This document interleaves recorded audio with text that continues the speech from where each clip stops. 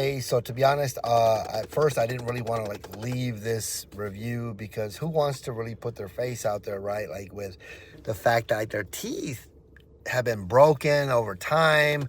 You have alcohol, drug abuse, not taking care of them in general, things like that. I'm 46 years old, and but I went through pop-on veneers because it's a affordable alternative to fixing your teeth and having a better smile, feeling more confident about yourself, right?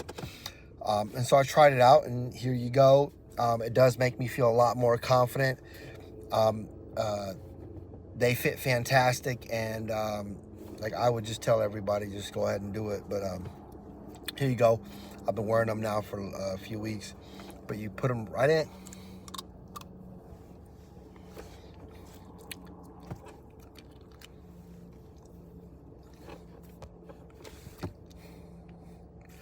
And you can, they're fine, man. Like, you know, they fit like normal, like your normal teeth would, but